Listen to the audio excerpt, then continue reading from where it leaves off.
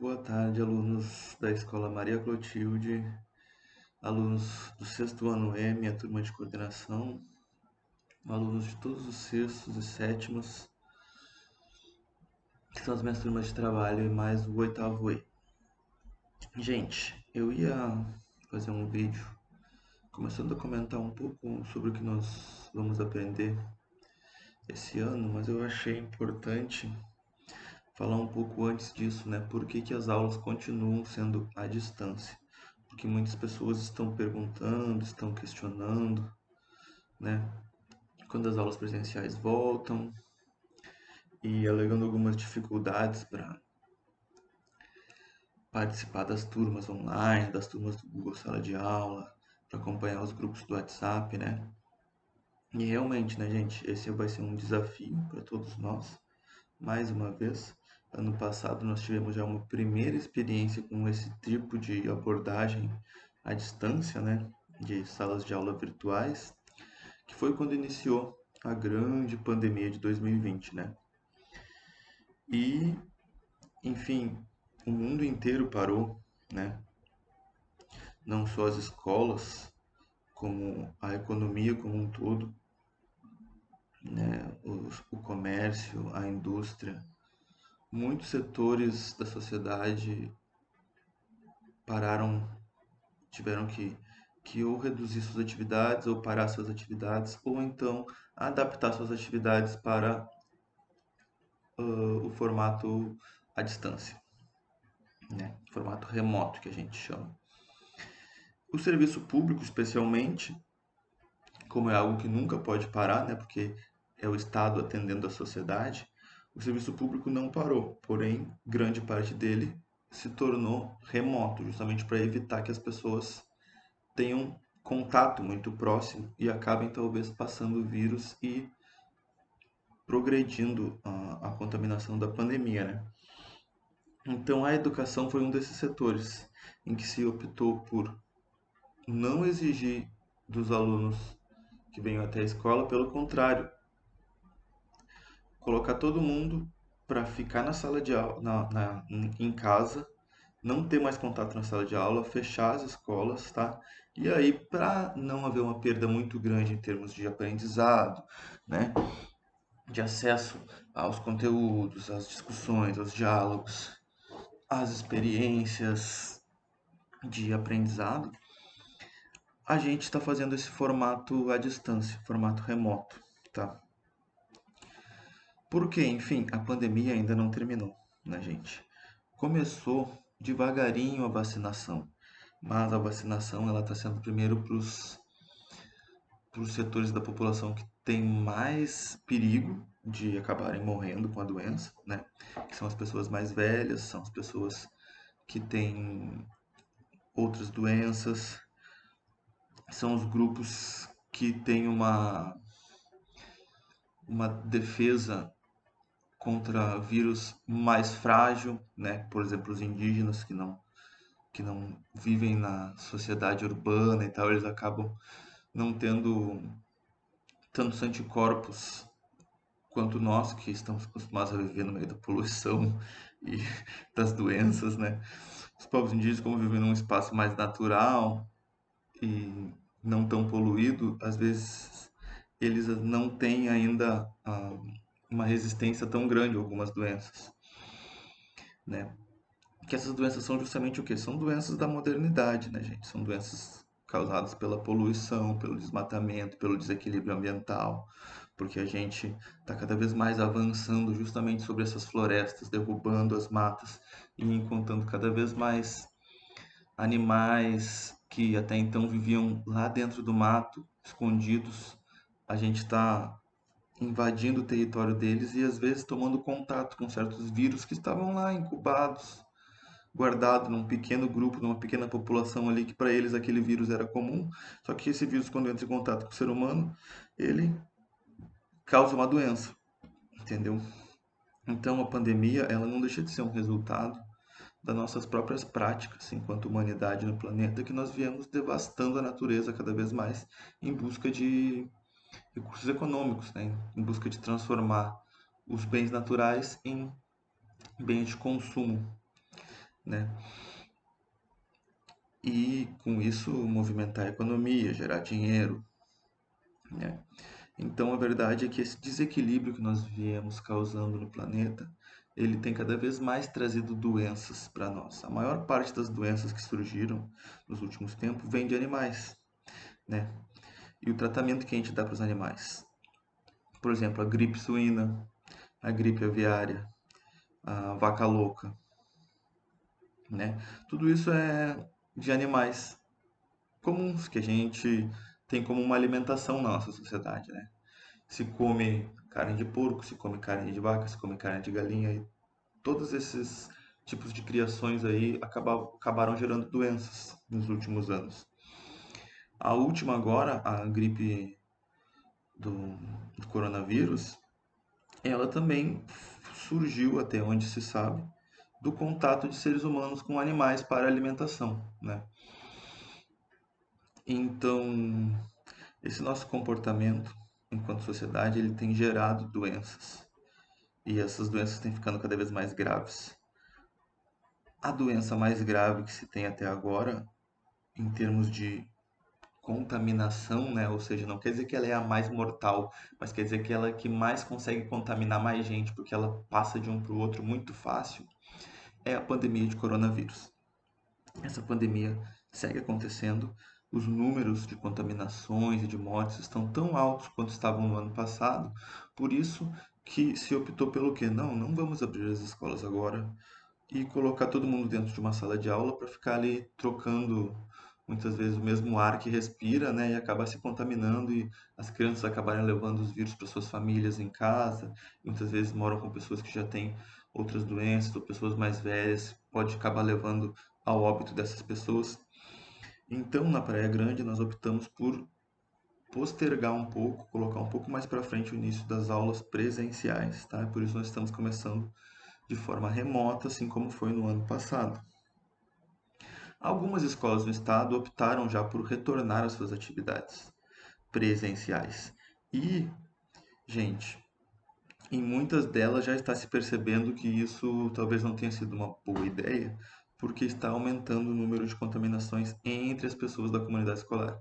Então já existe um estudo feito com várias escolas que reabriram as atividades, mostrando a quantidade de contaminações que aconteceram nessas escolas, entre os funcionários, entre os professores, entre a direção, entre os alunos e as suas famílias, tá? Então, na escola é muito difícil a gente conseguir controlar a propagação desse vírus, né? E nós temos que ter, enfim, uma série de recursos, né, como aquelas máscaras, a face shield que a gente chama, a máscara das vias aéreas, também ter um distanciamento mínimo entre os alunos, né? Isso são todos os recursos que a gente vai ter que implementar e de toda forma, as aulas voltando, nós não voltaremos com todos os alunos ao mesmo tempo para a sala de aula, tá? Será feita uma setorização, uma divisão das salas de aula em pequenos grupos e algumas turmas só que vão por dia. Então, por exemplo, se o aluno foi convocado para ir na segunda-feira, talvez ele não vá mais nem na terça, nem na quarta, nem na quinta, nem na sexta, ele vai só na outra segunda. Entendeu? Vai ser feita uma divisão. Então, mesmo que as aulas presenciais voltem, não vai ter aula todo dia. Vai ter aula algumas vezes só para os alunos, que é para eles virem para a escola e poder, enfim, tomar conhecimento daquilo que precisa, ter um contato mais próximo com o professor, poder tirar suas dúvidas, poder ter um contato mais próximo com as matérias, as disciplinas, né? Mas de qualquer maneira não vai voltar a aula 100% como se nada tivesse acontecendo, né? A previsão na Praia Grande é que a partir do dia 1º de março comece a retornar presencial. Durante esse fevereiro, nós ainda temos mais 2 semanas, as aulas continuarão à distância, tá? 100% à distância. E aí, gente, bom, mesmo muitas das escolas que reabriram, elas voltaram a fechar agora com o aumento das contaminações, né?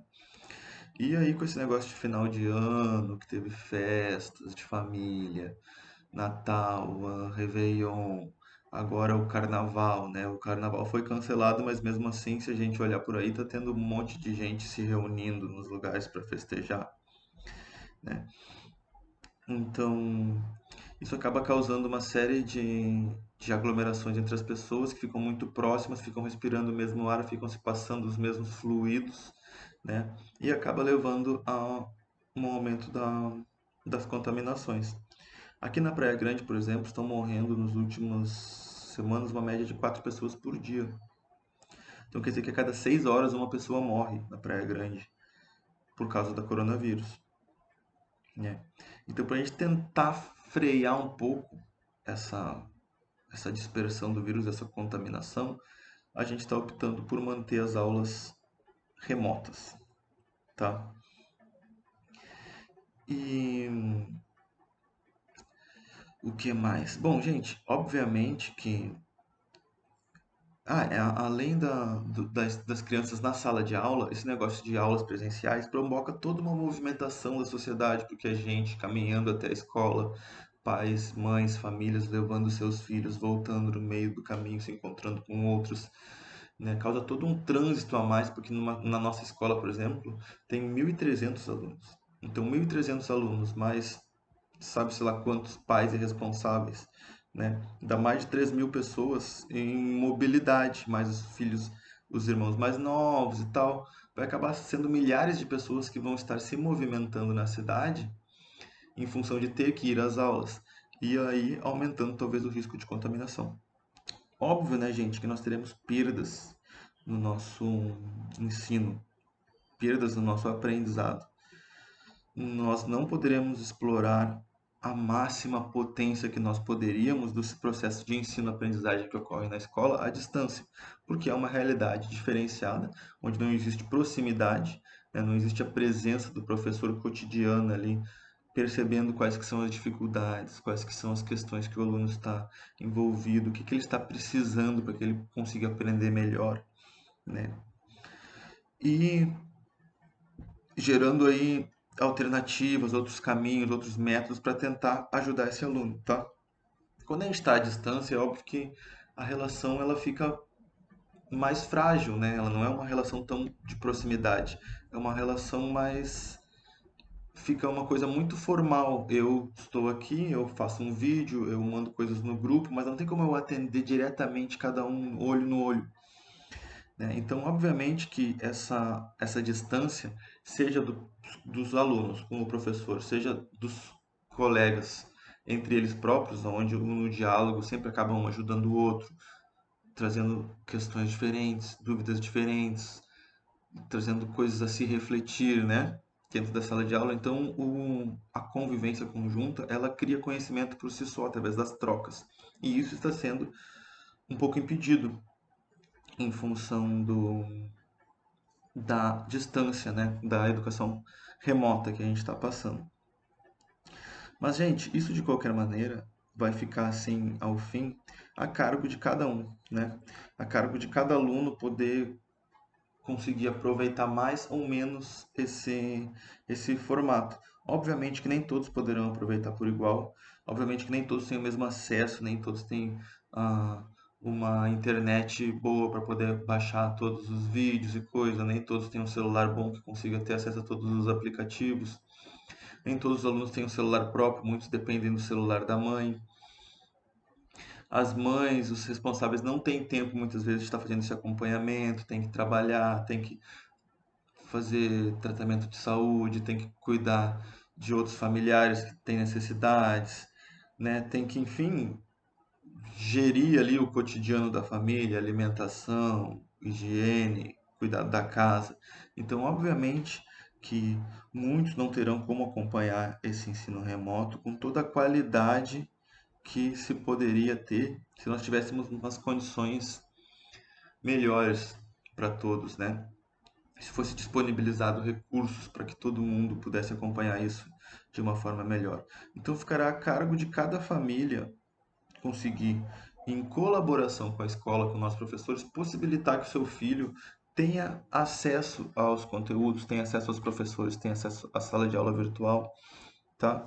Na medida do possível, né, gente? Então nós não estamos fazendo uma grande cobrança para que todos estejam presentes, assinem as atividades, entreguem tudo certo, E esse é um esforço que a escola está fazendo para conseguir manter o ano letivo, para que as crianças consigam se manter em contato com o aprendizado, né, e com os conteúdos que se aprende na escola, mas sem o mesmo peso de quando a gente tem uma educação formal presencial, né? Porque a gente sabe que nem todos conseguem aproveitar. Então a gente também não pode ter o mesmo nível de cobrança de todo mundo, né? Muitos alunos que não conseguiram ter um desempenho tão bom no, no ano letivo passado foram aprovados da mesma forma como outros que tiveram um desempenho muito bom. Por quê? Porque não estando presente, não podendo oferecer para o aluno tudo que a escola poderia oferecer num tempo de normalidade, a gente não pode cobrar do aluno o mesmo desempenho, né? Então, muitos, mesmo com talvez não conseguindo participar de forma tão efetiva do processo educativo, foram aprovados de qualquer maneira, né? Então, muitas pessoas passaram de ano sem ter o conhecimento desenvolvido de uma forma tão aprofundada como foi o do ano passado. E, gente, essas perdas, elas fazem parte desse contexto de epidemia que nós viemos vivendo. Então, são perdas econômicas, são perdas de convivência, são perdas de relações, de troca, são perdas de presença, de poder encontrar, de poder festejar, de poder passear, de poder trocar com os amigos, né, de poder visitar parentes, ou mesmo de conseguir um trabalho. Muitas pessoas também estão passando por dificuldade nesse ponto de vista. Muitas atividades econômicas estão tendo uma diminuição muito grande das suas demandas, né? Então estamos tendo perdas em vários setores da sociedade. Em todos os setores da sociedade nós temos tendo perdas causadas por essa pandemia, que é algo que a gente justamente não consegue controlar, né?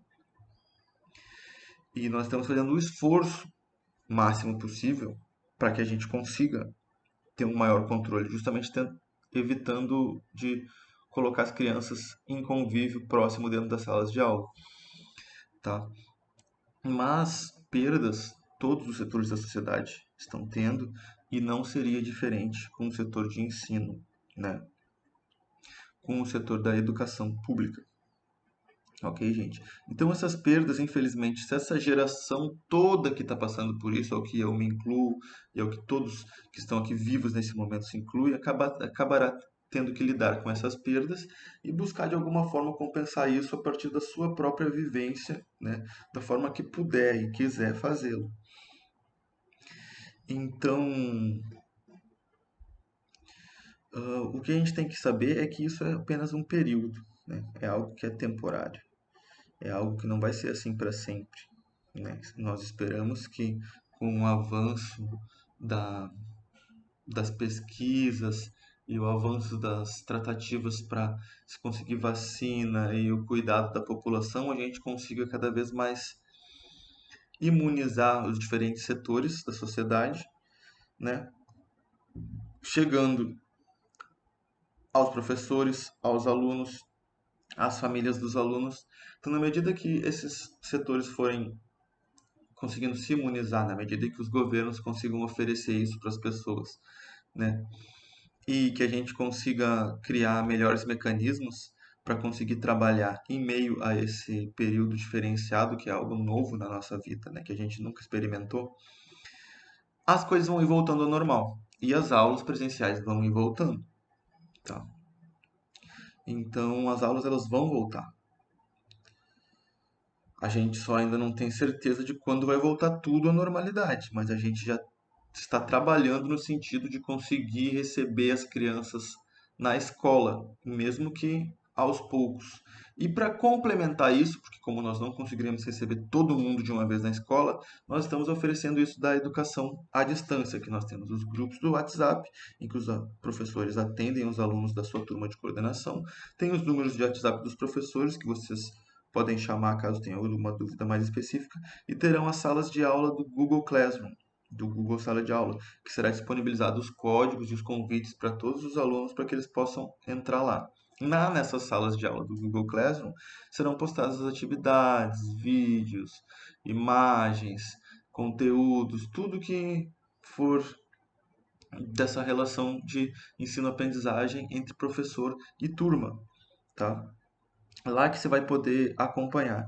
De qualquer maneira, quem não consiga acompanhar as turmas do Google Classroom, ou mesmo não consiga acompanhar as turmas do WhatsApp, que são os dois mecanismos que nós conseguimos estabelecer para atender as pessoas à distância, a escola está lá aberta para receber pais responsáveis que não consigam acompanhar por esses métodos à distância, e nós certamente ofereceremos mecanismos, ferramentas para que vocês consigam levar isso até os seus filhos, né? Como o ano passado teve, por exemplo, as atividades impressas, né?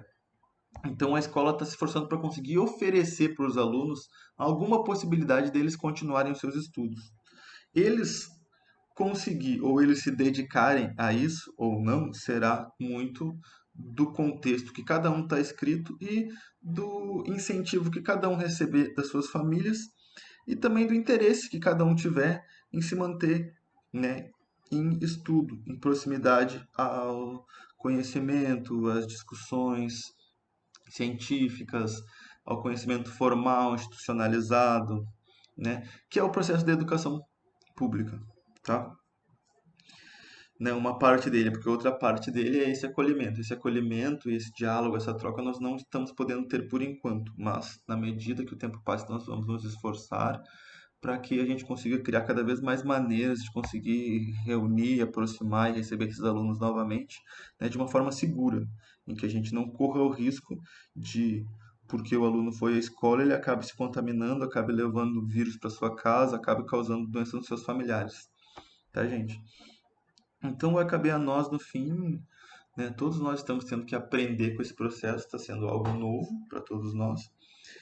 E acho que no fim a pandemia está servindo para isso, né? Para nos apresentar outras possibilidades de vida, nos fazer também repensar sobre a nossa conduta enquanto ser humano no mundo, né? Até que ponto que nós estamos sendo cuidado conosco mesmo e com o próximo, né? Como que a gente pode fazer para viver de uma forma diferente, porque a pandemia mudou a vida de todo mundo, né? Todo mundo mesmo, de todo o planeta, 7 bilhões de pessoas, né? Então, provocou uma grande crise, né? Que não é só uma crise econômica, mas é uma crise de formas de organização e de pensamento que nós temos tendo enquanto humanidade no mundo, e essa pandemia vem nos trazer a refletir sobre algumas dessas questões, né? Então, enfim, está sendo um processo pedagógico para todos, ainda que a escola não esteja recebendo alunos e a educação esteja sendo, né, abalada por esse processo de distância e de ausências. A gente ainda assim está aprendendo, né, gente? Porque o aprendizado, ele acontece a todo instante na nossa vida. A nossa vida, do início, desde que a gente nasce até o dia que a gente morre, é uma vida de aprendizado, onde nós estamos sempre aprendendo a nos relacionar conosco mesmo, nos relacionar com o próximo, nos relacionar com o mundo, né? A entender mais e melhor a nós mesmos, a nos aceitar e a entender mais e melhor aos outros e aceitá-los e a entender mais e melhor o mundo e aceitá-lo como ele é. E, ao mesmo tempo, conseguir viver de forma a conseguir melhorar a vida para si próprio e a vida para os demais que estão no seu entorno, né? Então, gente, ainda que nós não possamos estar juntos nesse momento, eu acredito que todos nós, mesmo assim, estamos aprendendo. E nós, professores, estamos à sua disposição para oferecer o que for possível dentro dessa relação à distância. E a escola também estará lá, aberta, com a direção, com os funcionários, recebendo quem tiver dúvidas, quem tiver alguma questão a ser resolvida, de cadastro ou de não conseguir acesso, né? A escola vai tentar dar um jeito de oferecer algum acesso diferenciado para quem não está conseguindo acessar o Google Sala de Aula, o WhatsApp, tá? Então, gente, por enquanto, vamos de 25 minutos já de fala, então agradeço muito a todos. Beijos, abraços, e semana que vem sim eu vou começar a falar um pouco sobre o que a gente vai aprender nesse sexto ano, no sétimo ano, qual que é a diferença do ensino fundamental 2 para o ensino fundamental 1, de onde vocês estão vindo, tá? Valeu, gente, e até a próxima.